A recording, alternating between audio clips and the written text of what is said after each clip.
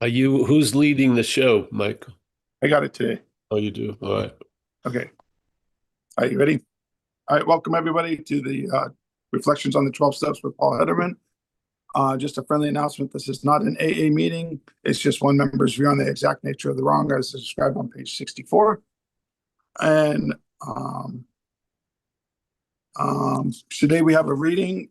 We have a short reading on page 27.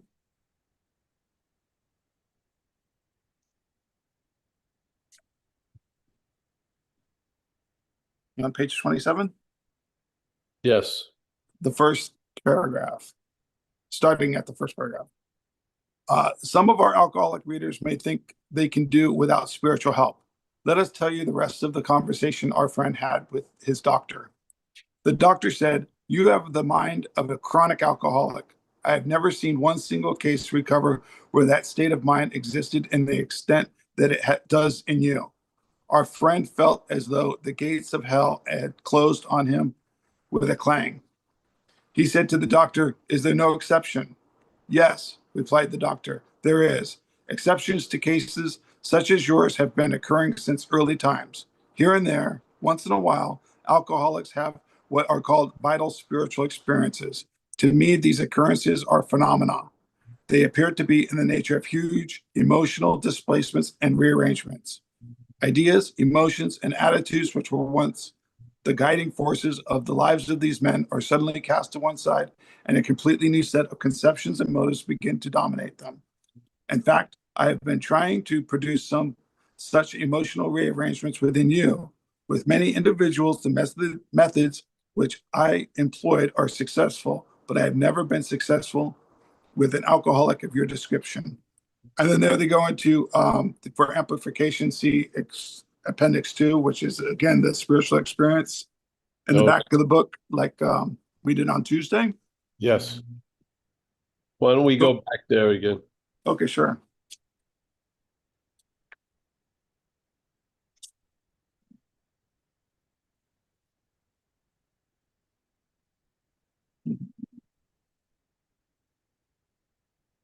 The term spiritual experience and spiritual awakening are used many times in this book, which, upon careful reading, shows the personality change sufficient to bring about recovery from alcoholism has manifested itself among us in many different forms.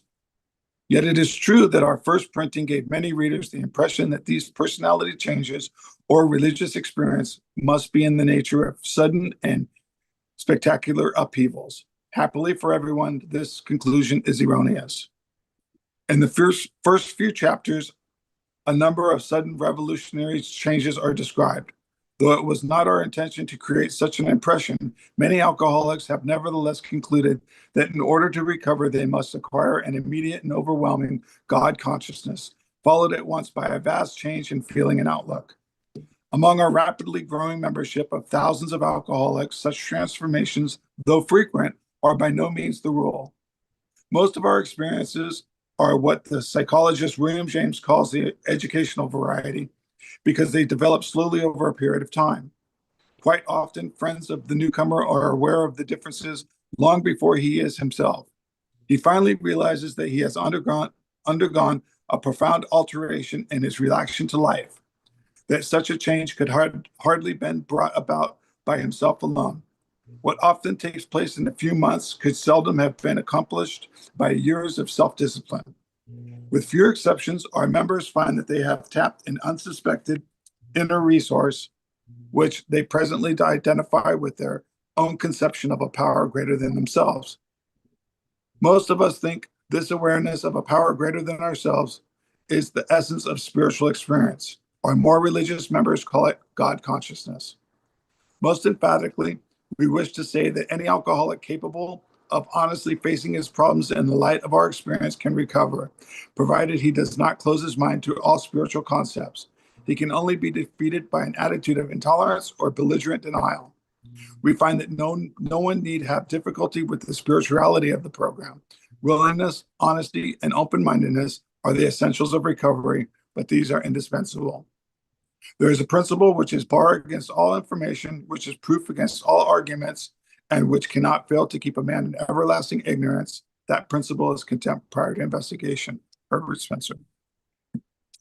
Hmm. So do we go back, or is that the end of it there? You can take and go wherever you'd like with that, Paul. All right. Well, obviously, what AA has done has standardized a phenomena. So the phenomena of being struck sober uh, was rare, yes, and unusual seemingly. The program of recovery has standardized that, and then it stretches out in time. So what happened in a second may happen over a few months, yes? But the standardized has a much more, a larger door that you can enter, yeah? Because phenomena usually means it's rare, so to speak, yeah? And the incredible need to relieve the suffering of the addict had to be standardized, had to be formatted. And this is the 12-step program. And it's used in to work on all the various ways the head expresses addiction, money, food, sex, gambling, whatever. They all have 12-step program application, yes?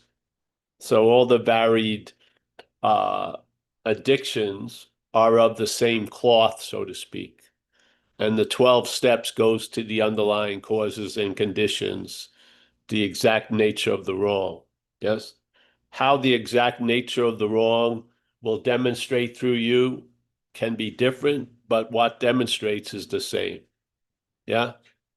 Yeah. So this is it was an incredible leap. Yeah. It was weird. One day, I used to speak at this church, and uh, when you went through the church to get to the room where we met, they had a big thing with a huge Bible on it, and it usually was turned to a page. So one day I stopped and looked at it, and the page was a psalm from the Old Testament, and they were complaining about winos. Yeah, back then, like they didn't know what to do with them, or what to do with us. Yes.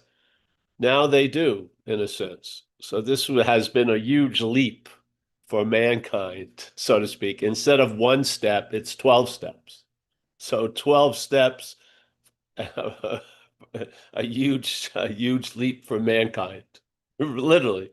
Yeah. Now, people will say it doesn't work, but the day they went and followed the suggestions for that day, they were sober. They didn't drink or use that day. Now, maybe they drank the next day, but for that day, they got relief, yeah, from the act of replenishment of the addictive fuel, which was the drinking and using. So now it can work for a day, it can work for a few hours, it can work for 50 years. Yeah, really. The principles work. That's why almost every way of dealing with addictions are formatted by a 12-step program. Yeah. So that was that in there. Let me go read this thing. So he says here, the doctor said you have the mind of a chronic alcoholic.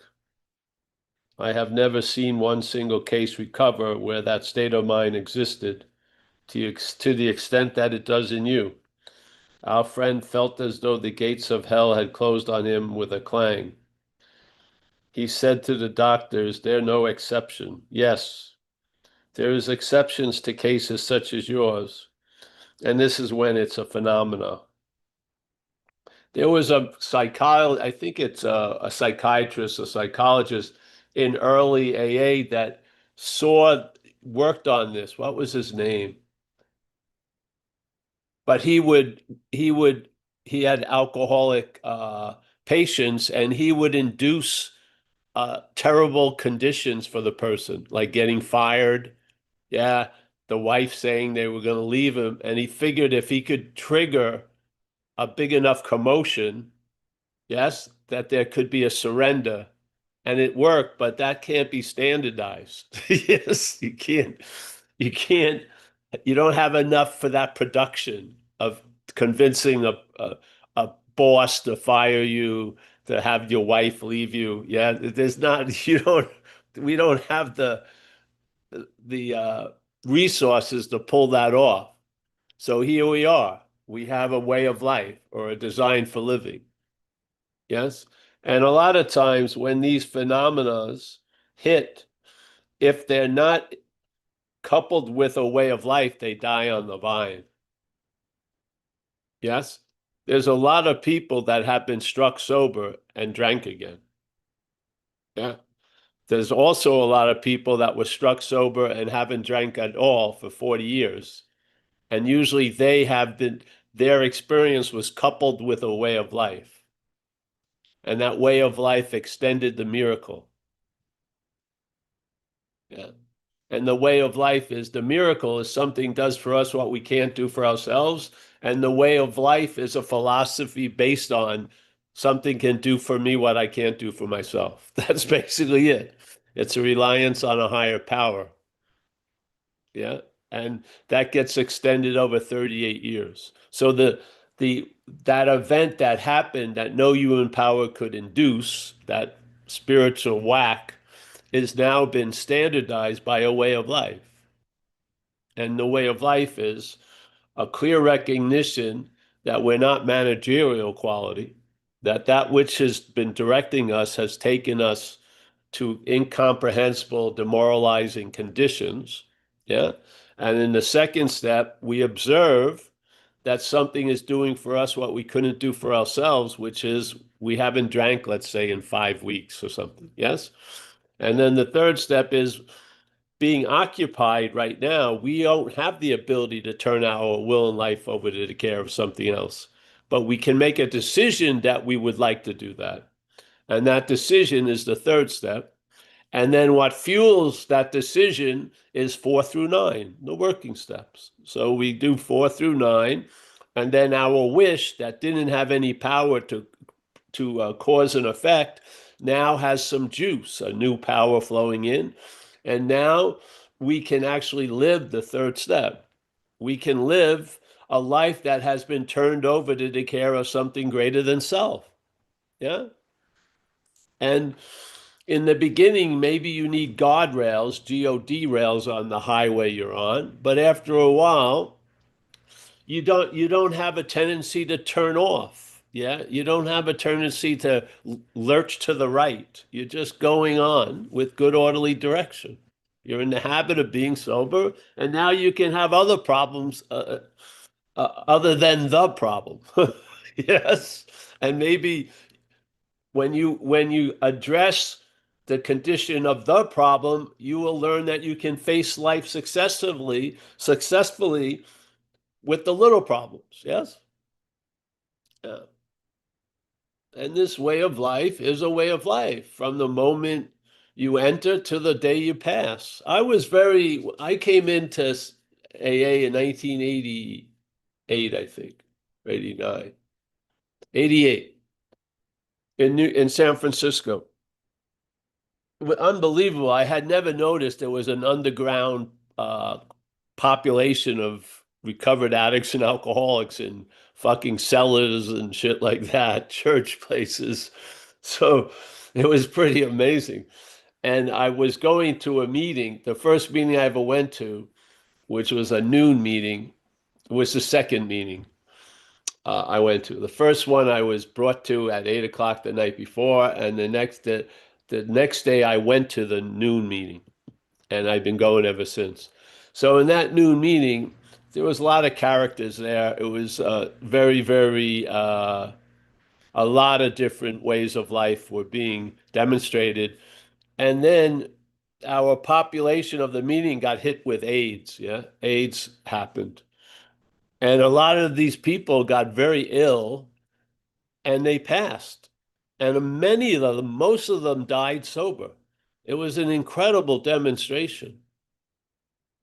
Yeah, because it wasn't there it was a painful exit. Yeah. And I was just unbelievably amazed about how many people uh clung to that sobriety as the greatest gift.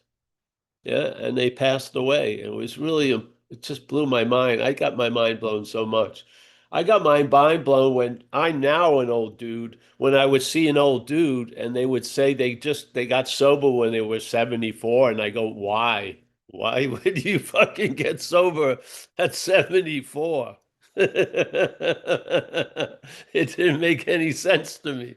I did. I said, what? Oh yeah. Fuck. And then I met him when he was 85. He was 11 years sober. He was a professor at UC Berkeley. And I would take him to meetings. He started to go off, so I couldn't find him in the senior citizen center to take him to a meeting. But it was amazing. I said, what? And he said these were the best 11 years of his life. I said, oh, cow, that's incredible. So these things, I mean, having been affected by a miracle, it was contagious to see the miracles happening in other people's lives. Yeah. So, yes, they appear to be in the nature of huge emotional displacements and rearrangements. Yeah. It's still a huge displacement, even though it was a brick at a time. The whole wall may not have just been taken down, but a brick at a time is still a huge displacement. Yes? Yeah. They appear to be in the nature of huge emotional displacements and rearrangements. Ideas, emotions, and attitudes, which were once the guiding force of the lives of these men, are suddenly cast to one side. In most people's case, it's not suddenly, but they're cast to one side. Yeah? So who's in such a hurry? I know, why not enjoy why not enjoy the event? Yeah. Uh, and it kind of begin to dominate them, in fact. And a completely new set of conceptions and motives begin to dominate them. This has happened with many of us. So you feel very intimate with these descriptions, don't you? It's happening. It's either happening or it's happened and you're in another phase. But when all this is said, it's an incredible description of the process of getting sober and staying sober. Yeah, because we're being relieved of a shared condition, the effects of that relief are also shared. Yeah. And that's there's a huge camaraderie because when you describe what it's like to be sober, it sure sounds like what it's like to be sober here. Yeah. Because what we're sober or what we've been relieved of is the same. We shared the same problem, which is the bondage of self. Yes. And I humbly believe that problem is foreign to us. And how it defeats us is it talks to us as us, and it uses us to manifest itself through us, and we keep calling its manifestations ours. And I really believe it's time for that to stop. Yes. It's right in the book, right on page 64. They clearly describe resentment, fear, and harms done to others in the pursuit of what you want are, as manifestations of self in one's life. It's clear description. Yeah. If you're a thumper or a fundamentalist, it's right there. Yeah. And in one sentence, it makes it very clear that self is what has defeated us. Yeah. We're not self defeating us. Self is foreign to us. Yeah. So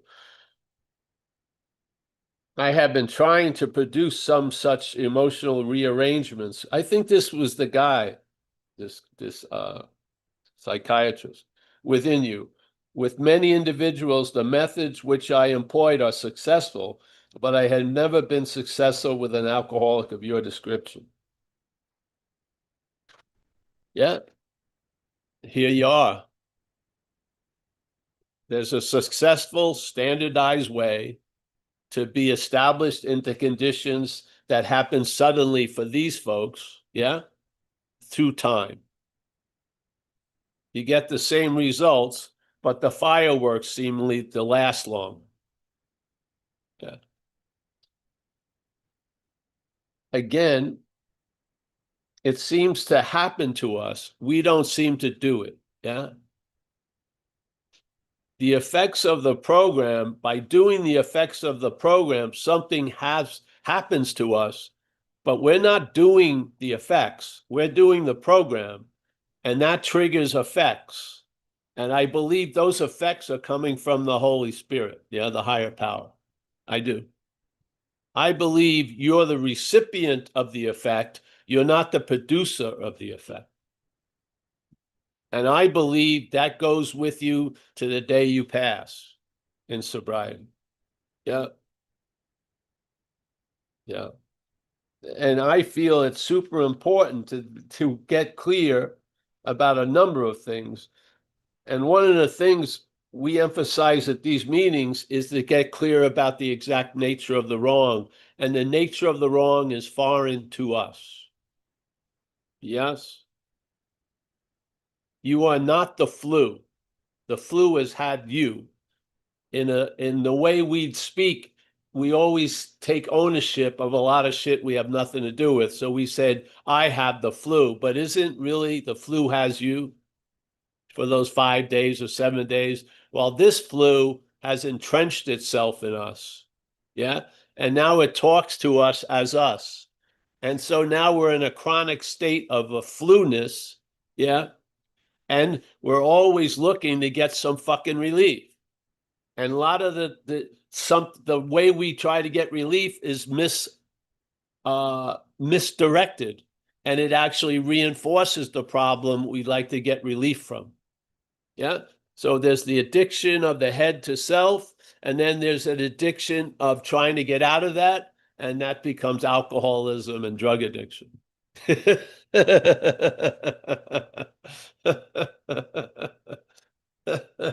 It's funny if you're not in it. It ain't funny when you're in it, but you can laugh at it when you're not in it. It's funny because my first solution to alcoholism was alcohol. I found some relief when I drank a lot of beer when I was like 12 years old. I got some relief from alcoholism. I did. I stopped pondering what that pretty girl meant by saying hello to me in the hallway. I stopped. I didn't care what my batting average was, or when I didn't take it personally when someone left the stands at the baseball game, the Little League game. Yeah. I liked it. I liked that feeling. Give me more beer. That's what happened. Then beer had its little uh defects. I needed something faster with a more profound feeling of change. So drugs, yeah. And then the drugs was, yes, I wanted to get to the fastest drug, which was intravenously shooting into the vein. That's it. Yeah. It was just whatever little relief I was getting, I wanted more and quicker. That was it, mostly. More and quicker, more and quicker, quicker, more quicker. Wow. So thank God for this program. Yeah. We would be a weird Zoom. We would be an elitist Zoom if it was only the sudden spiritual rearrangement meeting. Yes. And then a lot of the people would come to act as if it happened when it didn't happen. Yeah, and then we would form an elite group of we are the special chosen ones. I got suddenly whacked and everything. Yeah. But this message is for the masses. Yes. And if it's for the masses, it needs to be standardized. It need to become a program. And this is the program of recovery. Yeah. Same effects, may take longer, yeah, but has a lot of benefits. sense of community, incredible possibilities to be of service so that you feel fucking better about yourself, on and on and on and on and on. Yeah. So, and then we go back to that spiritual awakening. Innocently, he described that white light experience, and the head, the parasite of the head, grabbed onto that and disqualified itself. All right. I haven't had that experience, so I can't get sober. This is the head's work. It's the parasite. The parasite takes whatever it can and uses it for its own advantage. So it hears this incredible event that someone had and disqualifies you from having that event. And therefore, I can't be sober. Isn't that insane? You don't think the head is seeing it that way? It's trying to convince that, yeah, that person can get it, but you can't get it. Yeah, because you didn't have that white light. It was maybe a little yellow light or whatever. The head will find some distinction to disqualify you. Yeah. Your head is not your amigo. It's out for its own agenda, and it's really not yours. It's using us for transportation, literally. Yeah. It can't, it doesn't have an arm to grab the beer. So it convinces us it's a good idea to grab the beer. That's the way it goes. Yeah. There's these things in nature.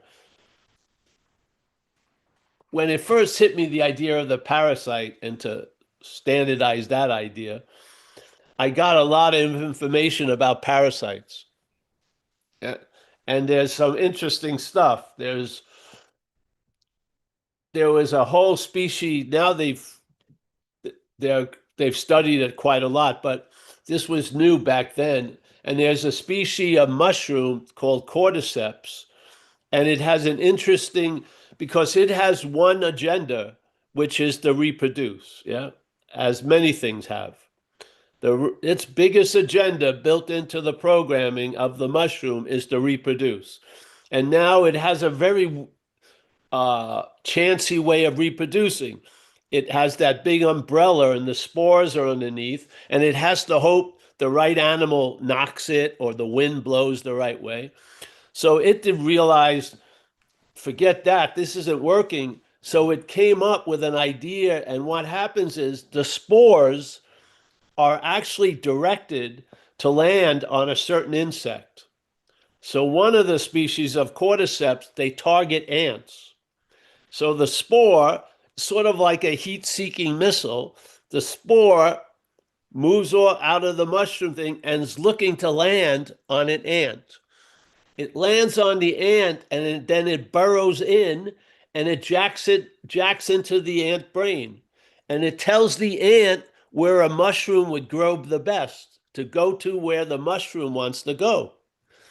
The ant does it, and it probably, this is just like us, but the ant doesn't have a self-centered program talking as it's being driven by the parasite. It's just being driven, the ant, I think. And when it gets to the mushroom's destination, the mushroom kills it and grows out of its head. Yeah. How do you like that? And the funny thing is, the species of cordyceps target different insects.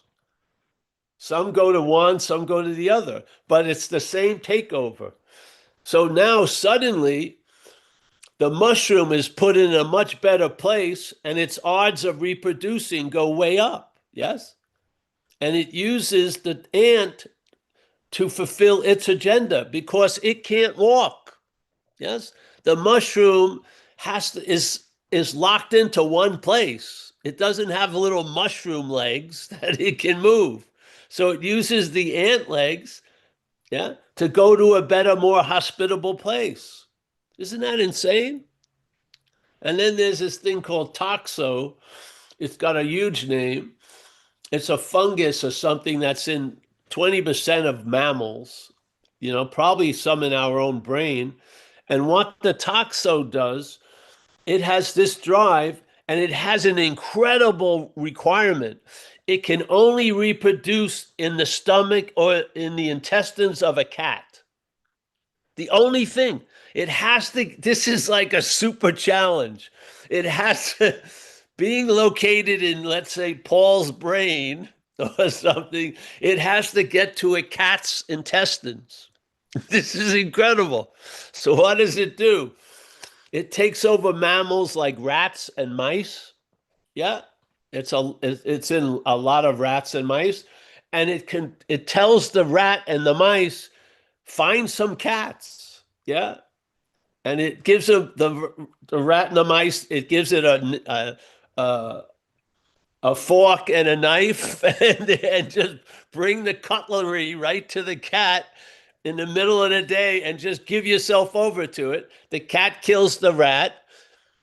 Yes, the toxo gets into the cat's fucking intestines, and then it gets birthed out. It gets shitted out. Yeah, and there it goes. It's off and running. Yeah, you don't think you're taking over? This is a mental parasitical movement. You can't take an X-ray of it and see it, but you sure know what it's like subjectively, don't you? It can produce a hell. Yeah, it makes mountains out of molehills. It has you convinced someone's out to get you, and that person hasn't thought about you for about 8 years. Yeah, it can do a lot of shit. So the parasite host situation, the host seems to have the advantage, yeah, because it doesn't need the parasite. And you would think the disadvantage of the parasite is that it's a parasite. Yeah, it's not. But the thing is, this parasite of alcoholism convinces the host, called Michael and Paul, that it's the parasite. It's talking to us, and we're listening to it that way. And you want to disagree with that? Then how do you speak when you're talking about a resentment? Don't you call it yours? You go, my resentment. The sentence starts with my resentment. Let me tell you about my resentment. My is owning the manifestation of self, which is resentment. You're owning the parasite and taking the parasite's manifestations in you as yours. How are you ever going to be free from the parasite as the parasite? Yeah. First of all, it has no intention of being free. This is the thing. It's a smoke. It's blowing up smoke. You have no intention of getting out of it. Self can't get out of self. Yeah.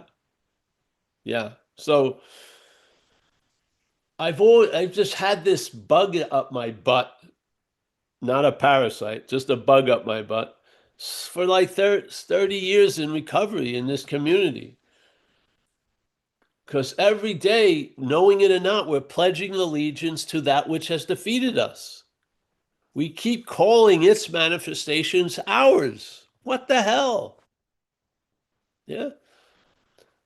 What's killing us is the little word my. And I'm telling you, that my, it holds a wallop, man. Because whatever comes after it, the my distorts it. Yes. A thought may not ruin your day, but when your day is ruined by thought, I bet you they were called yours. Yes, seriously. So I'm usually not destroyed by other people's thoughts, but I can be destroyed by my thoughts. Yeah. Why is that? Which is the power source? Is it the thoughts or me? It's us. We're the power that's fueling our own defeat, really. What's the war against us of alcoholism? We're fueling that war. We're providing the fuel for that which is defeating us through the act of being identified as it. You can't describe it any other way. Yeah. It's playing God with our godlike juice. It is. And we're that which is being played. We're not the playing God. We are being played by that which is playing God. Do you believe you're playing God? Then you suck bad. You suck bad. If you're playing God, Jesus, you're doing a lousy motherfucking job. Yeah. But if you can see that something's playing God on you, yes, I can see that for sure. Yeah. So playing God is not you quitting playing God. You never started to play God. Something is playing God that's not you.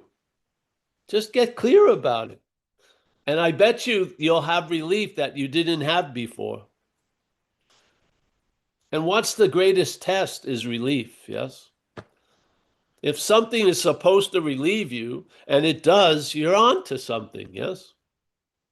If you buy something to get relief and it says the best it can do is mask the symptoms, that's not a solution, is it? Something's bothering you so much, you'll call it a solution, but is it really a solution if it just masks the symptoms? Don't you want to be in a condition where the problem does not exist for you? Every time you take medicine, well, the medicine of our way of life produces that effect. The problem will not exist for us. Yeah. You'll be placed in a position of neutrality with no thought or effort on your part, and the problem will not exist for you. Yeah. What what allergy medication says that? Read it. I was having a bad allergy thing. Another very nice person sent me a box of allergy medication. I read it and it said masking symptoms. The best this can do is mask the symptoms. Yeah. I rather just sense the symptoms. To me, that doesn't pass the solution test. Yes? Yes. But in recovery, isn't this an incredible statement? The problem will not exist for you a day at a time. That is an incredible solution, I feel. Yeah. Now, if the problem keeps existing as you, then those moments of the problem not existing for you will be short and infrequent. Yes. But if you can follow the program and realize what has defeated us is foreign to us, you can be free from it. So seeing the problem not existing as me allows me to have the experience that it's not existing for me. Yeah. Yes. Just sharing. Just sharing what happened to this action figure, which is very no different than anyone else here. Yeah. Many of us, the miracle of sobriety needs an extension by a way of life. Yeah, there's too much shit going on that baby's going to be drowned in the bathtub. But if you find a design for living or a way of life, that miracle of sobriety can last for the rest of your days. Yes? That is a bona fide solution. Bona fide. 100% 30 something carat gold, whatever you want to say. But man, look at all the other solutions. They have huge requirements and a big but. You know, every commercial on TV, they have these. I don't know how they get the names of these drugs. Yeah. But they had us say what the effects are going to be. Yeah. If you want long eyelashes, it may cause blindness. Something, it's just insane. So, all right, I'm going to get this, but I'm going to die from rectal bleeding. Jesus Christ. Oh, here's the solution. Don't mind the possibilities. Just here's the solution. Do you want long eyelashes? Yeah, I do. You may be struck blind. I got a big date Friday night. I'm going to go for it. It's really important to me. So, oh, isn't that insane? Isn't it? Have we been programmed to accept shit? I think I can work this. I think I can work this out. Yeah. Why? This solution is without any thought or effort on your part. You will be placed in a position of neutrality. You will have a new attitude and a new outlook, a new happiness and a new freedom. Yeah. Withhold your ownership and it will keep on keeping on. Yeah. Own it. Yes. And see what happens. So let's open the floodgates. I'm so stoked about sobriety, man. The more I learn about it, the more impossible it was that I was ever going to get out. Literally. In the condition I was in, it wasn't going to get better. Yeah. I was completely going the wrong way on almost any topic you could call a topic of life. Completely going the wrong way. Yeah. I have such a gratitude for something doing for me what I couldn't do for myself. And I apply that to the lower power, that the lower power had me doing shit that I would never done by myself. Yeah. In a world of dualism or duality, there's credit and blame. We give all credit to the higher power. Where does the blame go to the past? It goes to us. That is a huge mistake. It should be the blame should be put on the cause of the situation, which was not you, it was self. Yes? Yeah. We take all the blame and then we learn, and it comes natural to give all the glory to the higher power, but we take all the blame for what the lower power did through us. Yes? That is off, incredibly off. Everyone's owning the old shit. Yeah. I understand why. They're afraid that they that so much shit happened when they were completely irresponsible that I think we've overcompensated and now we feel responsible for shit we have really nothing to do with. And it's described, you and me are described in the program, in the big book, that we are driven. Yes? Therefore, you're not the driver. And the driver has been faith in finite self, and the new driver is faith in the infinite, really. Yeah. Okay, Michael. Chris B has his hand up. Hey, Chris, can you unmute? Hey, Michael. Thank you. Hey, everyone. Really appreciate being here. Paul, your or the message coming through you just it lands like so hard.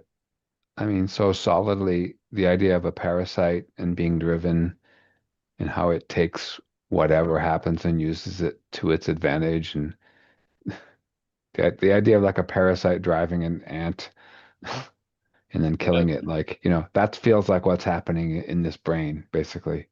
It's like something in there is just trying to kill me. Like it's very specific about what it's trying to do and what the things that it takes advantage. This piece of bad news, quote unquote bad news, becomes this massive thing, and then a little miracle over there is dismissed, and recognizing that it's not me is is not hugely does not seem to affect things because I still believe it. That's but kind of more of my problem. Like if I'm listening to some climate change expert telling me that the world's going to end tomorrow, it's not me, but I'll probably believe it because it's bad news. And so things just kind of ratchet. And this week there's just been it's been a bunch of bad news on different levels, and it's just overwhelming. But remember, what applies the belief may not be you. So there's a source in us, let's call it faith, and some subdivision would be belief, yes? But something is what applies that belief to the things. So just like when people say, I don't have any faith, but there's faith in that. So the faith has been applied, you just don't notice its application. So the belief has been applied a certain way. And how it's applied is it comes along with ownership. So it's your belief. It's not your belief, bro. It's belief. Yeah. It's like natural fuel. It's not called Chevron or Shell or this or that. It's fuel. So faith and belief. Yeah. Now, when belief is applied by the head, it says it's your belief. Hmm. Yeah. Yes. Just recognize it as not you. And if you don't own it, then something else will pick it up. And I think it's going to do a lot better with the belief that you keep calling yours in this life and the faith. I believe faith in the hands of the higher power can move mountains. I really do. And you have evidence. Some of us, most of us, have unrefutable evidence that no human power could get us sober, yet we find ourselves sober. Yes? Well, the first part is true. I had love from people, nothing changed it, but something did. I don't need to chant, I believe, I believe, I believe. I feel a belief that something can do for me what I can't do for myself. It's deeper than belief. It's a fact. Yeah? Yeah. Hmm. So you are brought and you come to these conclusions, and then uh, you recognize the belief being owned by you, and you see it as not you, and then the belief really gets it gets the optimum use by being directed by a higher power. So it's truly it's belief or trust or faith in the infinite rather than faith in the finite. And most people, what you can need to learn is the faith in the finite. Tell the truth about that. Yeah. And then it triggers the faith in the infinite. If you don't, your faith in the infinite may be coming from the finite, which is going to be more faith in the finite. Yes? And I this see. I see that. I see the faith in the finite and how you point on whatever point unwise that is, and but I feel like I have nothing else. that's awesome. Okay. It's awesome. You feel you have nothing else. There you are. You're at the turning point. Yeah. Yeah, it's a sacred moment. I feel like I have nothing else. Fantastic. Yes. You're now relying on nothing, and nothing is everything, literally. Everything that you see, hear, feel, taste, and touch, not intentionally, is going to fail or can fail. Yeah. But That's clear. the unseen is where the real juice is. Yeah. What's moving you is unseen. Yeah. Yeah. Yes. It's clear. The head that's moving you is unseen. You think you know it's there, but you've never seen it. It aligns itself with the picture of a body, and then it makes this connection that when you see the body, that's you, but you never see the you that's destroying your life, don't do you? But it's doing it through faith in that you. And This is the a long habit. faith in the unseen.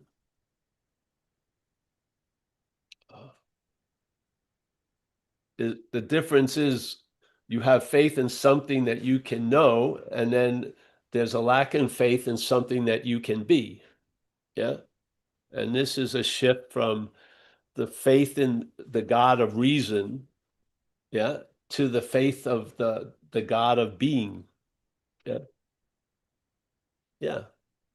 So you can be in the greatest level of headness and Zen, which is don't know. Yeah. Yeah. Where the head can't handle not knowing. It has to make shit up. Yeah. Yeah. Yeah. But the uncertainty in knowing while being isn't an uncertainty. It's just a clear recognition. Things can go this way or that way. You can't really know until the shit happens. Yeah. But the sense of being is the certainty. And that's what's delivered by this program. It diminishes the dependence on the head and opens up to the true dependence on spirit. Yes. Yeah. And that perhaps it's a better way. The perhaps will drop off and it's the better way. It is the better way. There's nothing else to depend on. I mean, really. Exactly. Yes. Yeah. So the more you see of what you're not, we were talking about it earlier before the talk, bring that stuff to 6 and 7 because it's going to be hard to bring the house to 6 and 7, but the blueprints of the house you can bring easily to 6 and 7. If the house gets built and shit, you may have to do some heavy lifting. But if you see the blueprints of the demise and give it over to 6 and 7, you won't have to pay the mortgage of that house of consequence. Yep. Yes. So recognize the building up to an event before the event. Yeah, you have the eyes to see it. And when you see it, bring it to step 6 and 7 and ask that power. First, admit, I am entirely ready. Obviously, you are.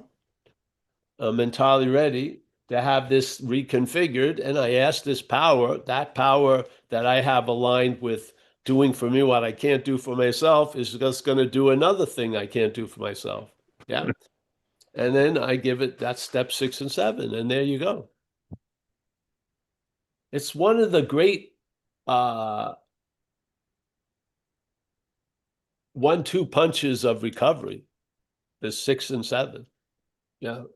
This is what this is the starting of the recycle system. Yeah. You now see what you used to call you as not you, and you see these patterns that you used to call your mental defects as alcoholism. And when you notice it as foreign to you, you can bring it to step 6 and 7. Yeah. And the essence of what you are in that foreignness gets fucking melted out of it. The form that it was put into by the head is changed, and you get the gold back, and it enriches your life. Yes?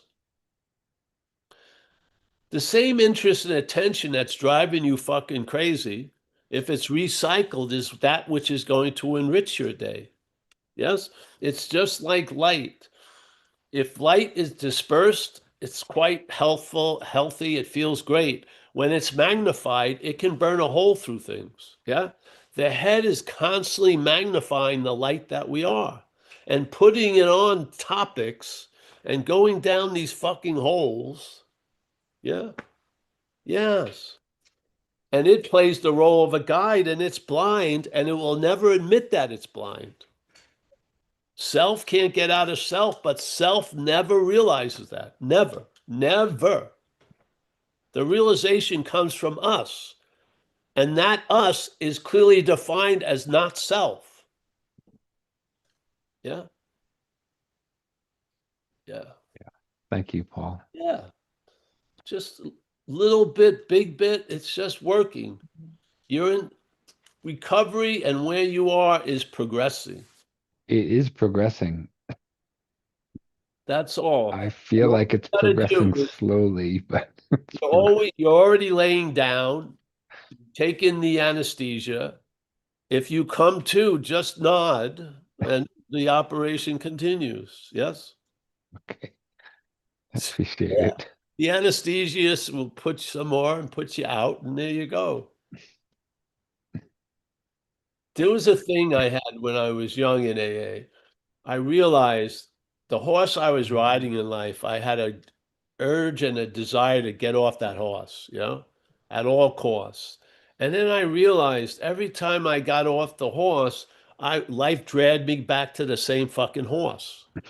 Then suddenly I got a realization, why do I want to jump off if I'm going to keep getting dragged back? I'm just going to stay on the horse. That's all. See what happened. Yeah. The Yeah. getting off the horse didn't work. Yeah. I know people that hate AA and they inevitably have to go back to AA because nothing works. So their head has them hating the place they need to be the most, and yet undeniably remorseful, they have to be dragged back to AA. Like, it's just insane. Yeah. It's a very, it's a very, very effective self-protective system that has all these built-in Yes. fail-safes. And just to flip your horse thing around, like, I used to feel like I was on a journey, like on a road or something. And then it's like now I feel like I'm on a treadmill. And then I feel like I'm not going anywhere. It's like a non-journey. This quote unquote journey to nothingness is like a non-journey, Yeah. an unjourney. Yes. But see, the narrative that you lived under, now if you're seeing it, it can be used for humor and stuff. It is funny. And then A hamster actually wheel. shared empathy and stuff like that. And a lady I was speaking to today, a lot of people have a reservoir of like vague sadness, yes. But that's the action figure had such high hopes, yes, of being super special or something like that. And it just doesn't come out the way it thought.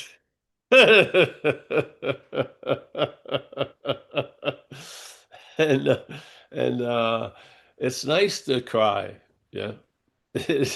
Because uh remember there was used to be a bumper sticker. It says, if you're not angry, you're not paying attention. Yes. So in a sense, I mean, uh, the actor could get into a maudlin state, the action figure, because obviously of having someone you love pass away, all these things that can happen in this life. Yes. Uh, I feel in a way when that sadness is turned over, it becomes like a richness, really.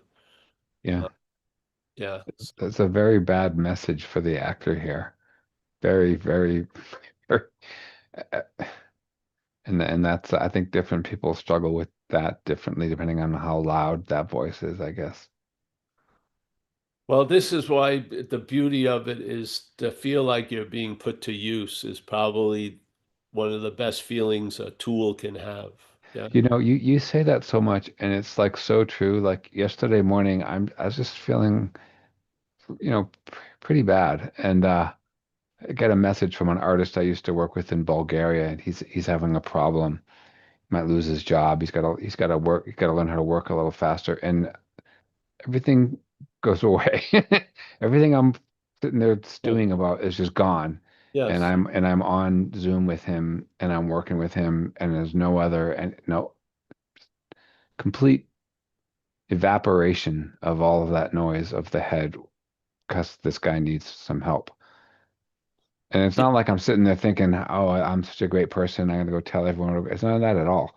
It's just like some direct, his need is my need kind of thing. Like a, Yes. It works. It takes the head has a fixed orbit. Yeah. And there's a groove that just circles around the idea of you. And the attention and interest gets caught in that groove, and the head completely reinforces that groove all day. And it's almost like an incredible vacation when the interest and attention escapes from that gravity and goes out. And immediately, when people, let's use them as the symbol of that, that when the people get out, they have the same sense, which is they feel a presence, they feel present suddenly, and in that presence, they feel available. And that is the nature of being of service, is present and available. Yeah. Yeah, that's the only thing that seems worth doing to me these days. And like you said, it does feel like a vacation. Yes, from you. I can do all the deep breathing that I want. It doesn't get me out of that that groove. Because it's you doing the deep breathing. That's the dilemma. Deep breathing is great, but it's claimed by the you, and now it's you doing the deep breathing, and then it says you got to do more deep breathing. And then you better mix it up with some hyperventilation or shit like that. There's Yeah. a new technique I haven't heard yet. Yeah, this just we can go on and on with it, Yeah, but yeah, it's I nice to see appreciate you, it. bro. Yes. Thank you, Paul. Oh, yeah. Thank you, Chris. Paul, we have no other hands up today. We have no other hands up. None. Where are they then? Where are all those hands? What are they doing below what's going on? I only thought that, are there more virtual hands than just the one I recognize? Yes. Oh, all right. Well, listen, Chris, always a pleasure to see you. Remember, don't uh, don't let it narrate the travel log. Yes, it's going to narrate it, but your head can turn it into a comedy routine like Monty Python. So just yes, it's blind. Don't everything it talks about because it's seeing it, it's blind. It's blind. It has no idea what's actually going on. Rick Rowe, always a pleasure. Rick Rowe, I'm really interested in getting that stuff done the way we were talking about. I don't know how else to get it across. I have a big interest in it because I'd like to standardize it with the writing because it's very weird, but I think AI gets us. Well, when I hear its description of the talk, I feel like it was pretty close to how I was feeling. I've heard a lot of people try to tell me what I said, and I never felt I've met my mate, AI. But I'd like to see if we can put it to use.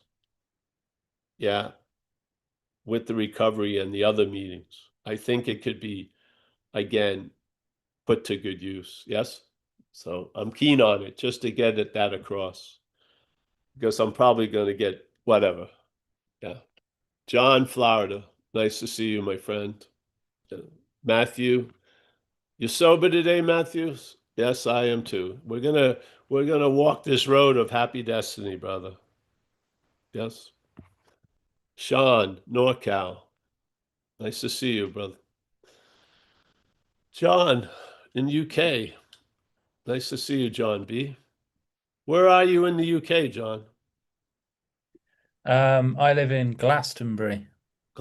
Glastonbury. Oh, great. A bit of the home of spiritual seeking in England. It's quite funny. The whole high street's crystals. Every charity shop's full of Sri Ramana books. Oh, really? There's Krishnamurti quotes written on the tarmac. It's you can't go and buy some milk without running into some some enlightenment. Yeah, it's quite yeah, and I run a little bed and breakfast next to my house, and Yeah. we get spiritual seekers from all around the world. Wow. And yeah, um, maybe I won't tell them about this because I'll be out of business. But Yeah, right. um, Don't but say a word. yeah, it's a beautiful place though. It's just it's a beautiful town, Oh, and cool. Glastonbury. Oh, yeah, yeah, that's cool, bro. Thank you. yeah. No Yeah. worries. Good to see you. Tallahassee.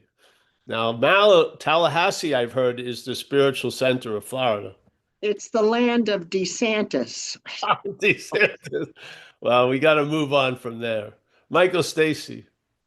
Madeira. Madeira is a hotbed of spirituality also. Yes.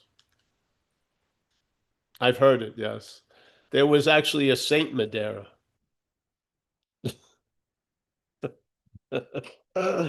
Colin, nice to see you, Colin. Yes. Joseph, our man in France, yes. We got Betty driving around in Nevada.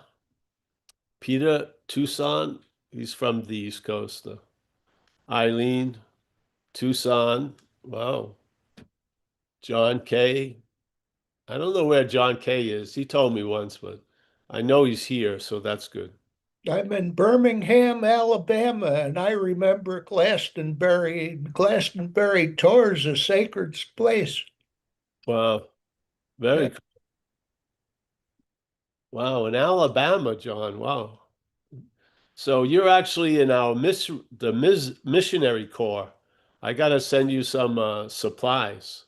Yeah, sent me all kinds of stuff, some merch. I'll spread it around. Ah, and we have Vlad, one of our musician residents, putting up some new stuff on our site. I think, yes, very nice. Always a pleasure, Vlad. Yes. We got Walter.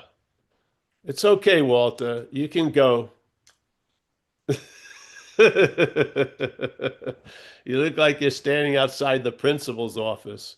You look guilty already. I don't understand. Yeah. Miak. Nice to see Miak. Yes. We got Roxanne.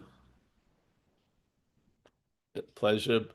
Ben S. in Kansas. He's another missionary. Oh, Ruby Rose. She's a missionary. Hey, Ben, Ruby, Ben is from Kansas also, right next to you on the Zoom. Ruby is the first missionary that's actually survived being sent to Kansas. Hi, Ruby. That's great.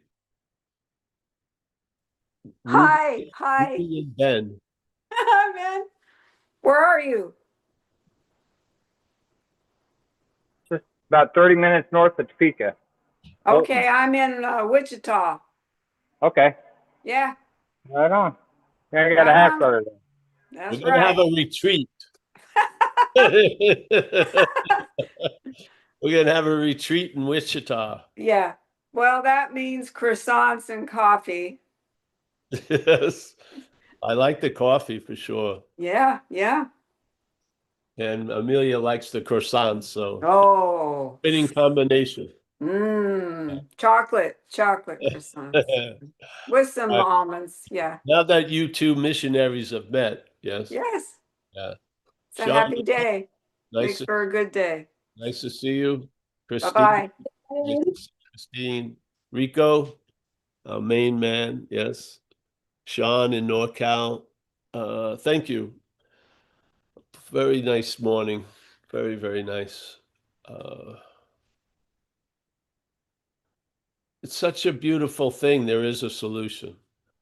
Yeah. And really a solution worth the name of a solution. Yes, I feel. For the problem not to exist, wouldn't you love to have that for any kind of like psoriasis or eczema, that the problem would not exist for you? Yes. Incredible. Yeah. If we were a tube and it was about anything other than this, it would be the greatest, biggest selling tube of relief. Yeah. If it could say on the tube, the problem of eczema will not exist for you anymore, that eczema person would be fucking singing the glories of that freaking tin. Yes? Well, all right. I'll see you guys. Today is Thursday, Saturday. We're here. And yes. I see someone else. Oh, is that Barbara? Oh, Jesus Christ, Barbara and Vlad. I'm in Portugal again. You left Rome. Did you leave Roman in Germany?